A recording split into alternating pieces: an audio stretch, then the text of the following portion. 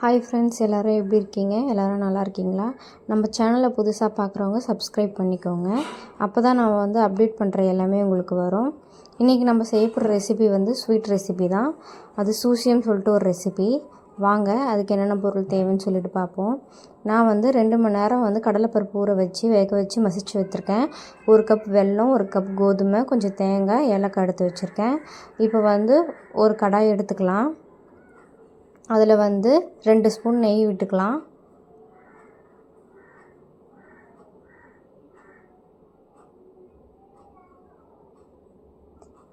நெய் நல்லா சூடானதும் நம்ம தேங்காய் இதில் ஆட் பண்ணிக்கலாம்.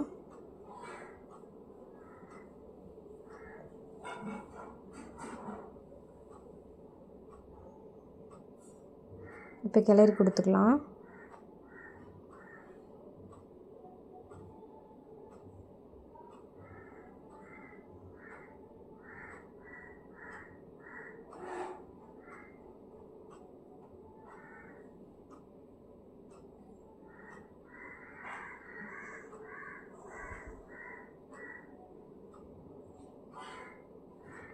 இப்போ நம்ம வெல்லம் ஆட் பண்ணிக்கலாம்.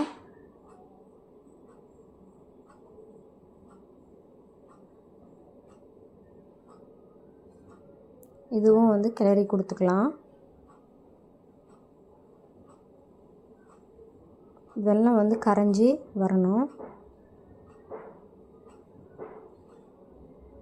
இப்போ ஏலக்காய் போட்டுக்கலாம்.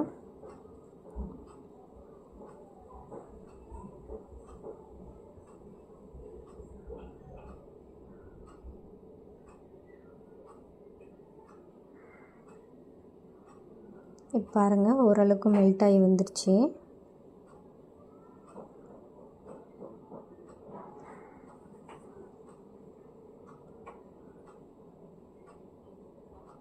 இப்போ கொஞ்சமாக உப்பு ஆட் பண்ணிக்கலாம். அடுத்தது நம்ம வேக வச்சா அந்த கடலை மாவு அதில் போட்டுக்கலாம். நல்லா கிளறி கொடுத்துக்கோங்க, அடி பிடிக்கும். கை விடாமல் கிளறணும்.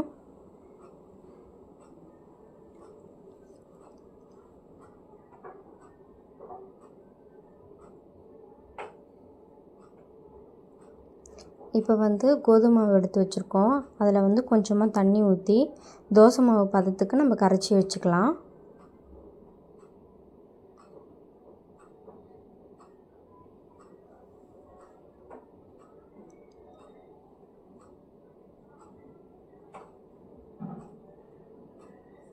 இப்போ பாருங்கள், கரைச்சி வச்சாச்சு. இப்போ கலரு கொஞ்சம் நம்ம மஞ்சத்தூள் கொஞ்சம் ஆட் பண்ணி நம்ம சேர்த்துக்கலாம். இப்போ இது ரெடி ஆகிடுச்சு. அந்த பக்கம் நம்ம வெல்லம் ரெடி பண்ணி வச்சுருக்கோம். அதுவும் நல்லா ஆறின பிறகு நம்ம எடுத்து வைக்கலாம்.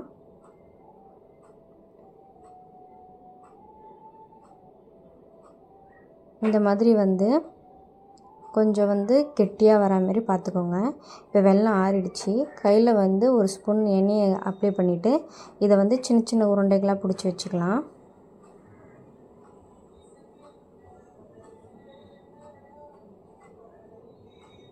பாருங்கள், எல்லாமே பிடிச்சி வச்சாச்சு.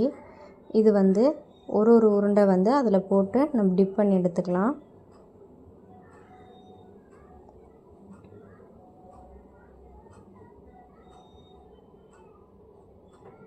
டிப் பண்ணதை நம்ம பணியார சட்டியில் போட்டு பொரிக்க போகிறோம். பணியாரக்கல்லில் எண்ணெய் ஊற்றி ஹீட் பண்ணி வச்சுருக்கேன். இப்போ நம்ம டிப் பண்ணி வச்சதை அதில் போட்டுடலாம்.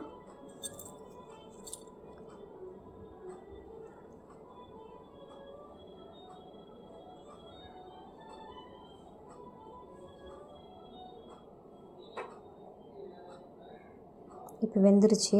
அடுத்த பக்கம் திருப்பி போட்டுக்கலாம்.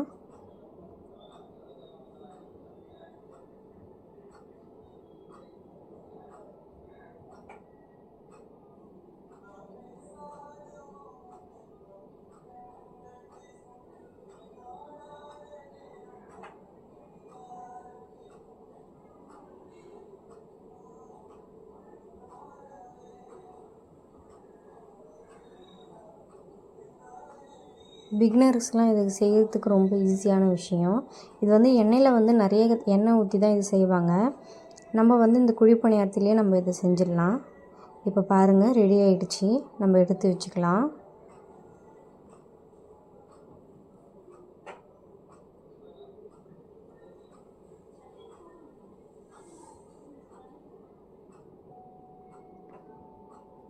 இப்போ நான் அடுத்த பேட்ச் வந்து ஊற்றி வச்சுருக்கேன்.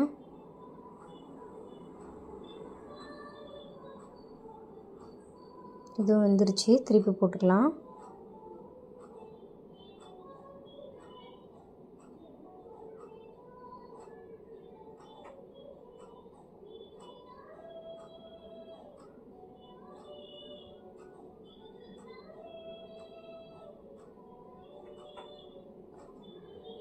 ஆல்மோஸ்ட் ரெடி ஆகிடுச்சு. பாருங்கள், நம்ம வீட்டில் இருக்கிற பொருளை வச்சு நம்ம சிம்பிளாக இந்த ரெசிபி பண்ணிட்டோம்.